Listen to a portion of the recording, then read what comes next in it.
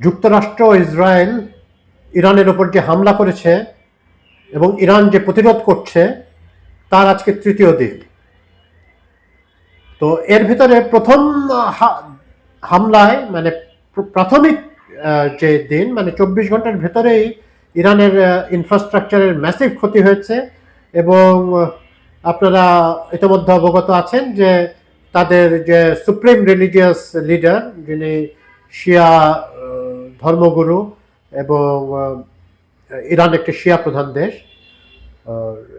Ayatollah Ali Khamenei, তার পরিবারের কিছু সদস্য এবং তার সামরিক উপদেষ্টা এবং সেনাপতিদের সাথে নিহত হয়েছেন একটা বিধ্বংসী হামলায়। তো এইভাবে যে নিহত হলেন এটা নিশ্চয়ই কোনো তাকে কিভাবে লোকেট করা হলো বা ভেতর থেকে কোনো ইন্টেলিজেন্স রিপোর্ট গিয়েছিল কিনা এটা আসলে পরবর্তীতে আলোচনা হবে। তবে ওনার এই আঘাতটা যত টাকা মোরাল ইম্প্যাক্ট করবে ইরান বলতে ইরানের লিডারশিপের কথা বলছি, যেটা আশা করেছিল ইসরায়েল বা যুক্তরাষ্ট্র তেমনটা অনেকটা হয় নাই। তারা যেরকম প্রথম থেকে তাদের স্ট্র্যাটেজি ছিল যে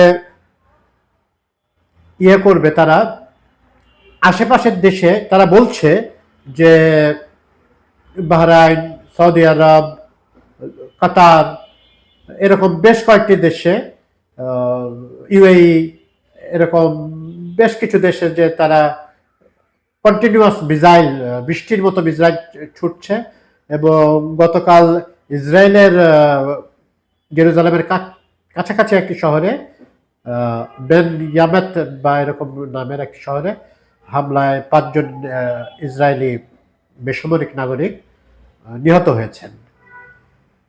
তো তারা এরকম ল্যাশ আউট করছে। তাদের এখন একটা যেমনটি সবাই বলা হচ্ছিল যে ওদের খামেনির পরবর্তী কয়েকটি ধাপ ঠিক করা আছে। তো সেরকম কয় ধাপ পর্যন্ত তারা গিয়েছে, কারণ যুক্তরাষ্ট্র ইসরায়েলের এত দাবি করছে তাদের লিডারশিপের মেজরিটি শব্দটা তারা ব্যবহার করছে যে অলরেডি ডেসিমেটেড, মানে তাদেরকে হত্যা করা হয়ে গেছে।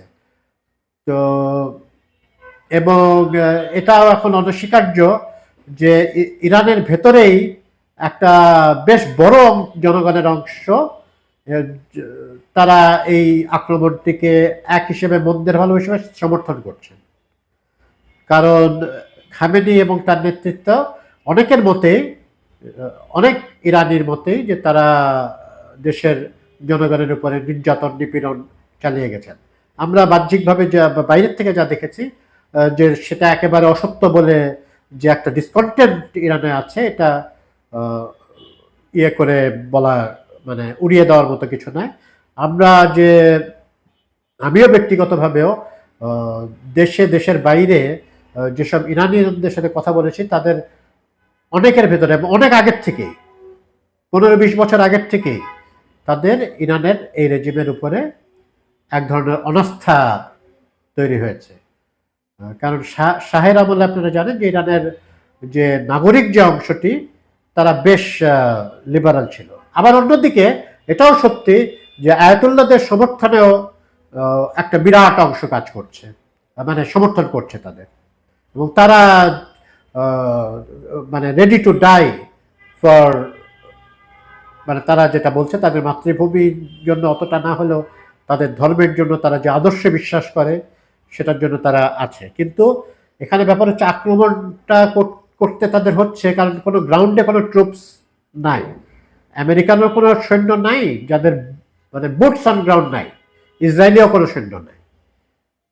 তো তারা করছে যে যেসব বেজ আছে আশেপাশের অনেকগুলো দেশে, পারস্য উপসাগরীয় এলাকায় এবং আরব দেশগুলোতে বেশ কিছু বেজ আছে যেগুলোতে তারা মিসাইল নিক্ষেপ করছে। তারাও সৈন্য পাঠাচ্ছে না কিন্তু, বা এরিয়াল বোম্বার্ডমেন্টের দিকেও তারা যাচ্ছে না, এরাও যাচ্ছে না ওরাও যাচ্ছে না, মারছে। তো আমাদের যেটা হচ্ছে যে ইরানের তো ইয়েটা সীমিত, হ্যাঁ, একটা যে কোনো দেশেরই একটা নির্দিষ্ট সংখ্যক মিসাইল থাকে এবং তারা যে এতক্ষণ পর্যন্ত যতগুলো মেরেছে আহ, সেগুলো একেবারে নিরপেক্ষ সূত্র থেকে যতটুকু আমরা জানতে পেরেছি যে, বা ইরানিয়ান কি বলবো, যে একটু আহ, নিরপেক্ষ বলতে আল জাজিরা বলেন বা এই ধরনের ইয়ের থেকে যতটুকু জানতে পেরেছি যে খুব ডেভাস্টেটিং কোনো ক্ষতি তারা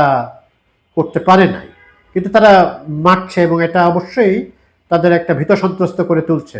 ইসরায়েলকে এতটা না হলেও অন্যান্য দেশগুলো অলরেডি তারা প্রতিবাদ জানিয়েছে যে তোমাদের দেশে কি হচ্ছে এটাতে তোমরা এখানে মারবা কেন, এবং হোটেল এবং বেসামরিক বিভিন্ন প্রতিষ্ঠানেও টার্গেটেড হয়েছে ইরানের মিসাইল দ্বারা। অন্যদিকে ইসরায়েলরা যখন হামলা করলো আমেরিকা, সেখানেও কিন্তু বেসামরিক 102 জন ছাত্র, একটা স্কুল ছাত্র তারা মারা গেল। এটা তারা এত প্রিসাইসলি লোকেট করে খামেনিকে মারতে পারলো, আর আয়াতুল্লাহ খামেনিকে মারতে পারলো, আর তারা এটুক জানতে পারলো না যে একটা স্কুল, যে সেটাকে অ্যাভয়েড করা যেতে পারে, সেটা তারা করতে পারলো না।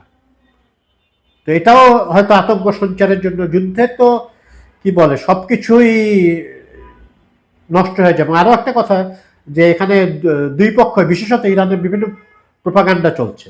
একটা বলা হয় সত্য হচ্ছে যুদ্ধের প্রথম ক্যাজুয়ালিটি। বাংলাদেশে নানা রকম কথা বলছে। উনি মারা যাওয়ার পরেও, আয়াতুল্লাহ খামেনি মারা যাওয়ার পরে বলছে উনি আসলে মরে নাই, মস্কোতে নিয়ে গেছে কোনো এক জায়গায়, আমি একটা স্ট্যাটাস দেখছিলাম। তো এগুলো আসলে হাস্যকর স্ট্যাটাস, এগুলো উপরে, কিন্তু মানুষ এগুলো বিশ্বাস করছে কারণ তারা করতে চায়। এই জন্য আমি ব্যক্তিগতভাবে তেমন একটা ফিউচার দেখি না যে ইরান যে বিশাল কোনো আমেরিকান যেসব সম্পদ বা আমেরিকান যেসব সেনা ঘাঁটি আছে তার বিশেষ মেজর কোনো ক্ষতি করতে পারবে বলে মনে হচ্ছে না। এই এটা বেশিরভাগ মানুষের কাছে একটু অপ্রিয় হতে পারে, কিন্তু সত্যটা এরকমই। কিন্তু আবার তারা ছেড়েও দেবে না, তাদের শেষ সামর্থ্য পর্যন্ত তারা করবে। এখন আপাত দৃষ্টিতে যেটা মনে হচ্ছে, বা ওখান থেকে যেসব কথাবার্তা আসছে, বাইতে ভাই একটা কথা বলে দেওয়া দরকার যে ইরানিয়ান যে প্রবাসীরা কিন্তু একদম একজোট হয়ে সমর্থন করছেন। তারা মানে সমর্থন বলতে ইরানের রেজিমের বিপক্ষে, রেজিম চেঞ্জ তারাও চায়। তারা এটাকে বলছে না যে খুব ভালো কাজ করতেছে আমেরিকা, অ্যাসেসিনেট করা বা এভাবে টার্গেটেড কিলিং করা, স্কুলের এটা তাদেরকে মর্মাহত করেছে, কিন্তু তারা এর ভিতরেও একটা সুযোগ দেখছে। এবং ওদিকে পাহলাভি যে রাজবংশ, যাদেরকে উৎখাত করেই আয়াতুল্লাহ খোমেনি, এই আয়াতুল্লাহ খামেনির যিনি পূর্বসূরি, উনি এসেছিলেন। তো এখন এই সে রেজা শাহ পাহলাভির ছেলে, তারা হয়তো ক্ষমতায় আসার একটা চেষ্টা করছে। তো যুদ্ধটা তো প্রলম্বিত হচ্ছে। এদিকে আপনারা জানেন যে বাণিজ্য একটা এফেক্ট করেছে, হরমুজ স্ট্রেটস বন্ধ রেখেছে ইরান, বন্ধ করে দিয়েছে। যদিও আমাদের ইমিডিয়েট সংকট নাই, আমাদের 20 থেকে 45 দিনের মতো বিভিন্ন প্রকার জ্বালানির আমাদের আছে, কিন্তু আলটিমেটলি এটা যতটা ভয়াবহতা আশঙ্কা করা গিয়েছিল ততটা ইমিডিয়েটলি হচ্ছে না। কিন্তু 7 দিনের পরে যুদ্ধটা গড়াতে থাকে, তাহলে তো অবশ্যই আমাদের একটা বিশাল সম্মুখীন হবে। তো আমাদের ক্ষয়ক্ষতি এগুলো নিয়ে অন্যভাবে আলাপ করা যেতে পারে, কিন্তু ইরানের এখন মেইনলি ড্রাইভিং সিটে মনে হচ্ছে রেভলিউশনারি গার্ডরা, যারা এই রেজিমের প্রতি হোললি ডেডিকেটেড এবং তাদের অস্তিত্বই নির্ভর করছে এই রেজিমের উপরে। সেনাবাহিনী অতটা না, বা ইরানের যে মোল্লাদের ভিতরেও কেউ কেউ হয়তো যাবেন আমেরিকার সাথে কোনো আলোচনার জন্য, কিন্তু এই রেভলিউশনারি গার্ডরা সেটা হতে দেবে না। তো আমেরিকা মনে করেছিল হয়তো যে এই এই খামেনি এবং উপরের লিডারশিপ, তার ফ্যামিলির মারা গেছে, তার নাতিও মারা গেছে, নিহত হয়েছে, হত্যা করা হয়েছে। তো এরপরে ইরান একটা বিরাট একটা সেটব্যাক হয়ে দৌড়ায় ছুটবে তাদের কাছে ইয়ের জন্য। তো এখন যুদ্ধটা কতদিন টিকে সেটা অনেকটাই ডিপেন্ড করবে যে ইসরায়েলের কাছে মিসাইলের মজুদ কতটুকু আছে, বা ইসরায়েল কি সরি ইরানের কাছে ইসরায়েলের কাছে প্রচুর মজুদ আছে। আমেরিকার কাছে তো অফুরন্ত, আমেরিকার কাছে তো নিউক্লিয়ার অপশন আছে, ইরানের কাছে নিউক্লিয়ার অপশন নাই। এটা বিভ্রান্তিমূলক অনেক রকম কথাবার্তা ছড়ানো হয়েছে, আসলে কিছুই নাই, নিউক্লিয়ার কিছু নাই তাদের।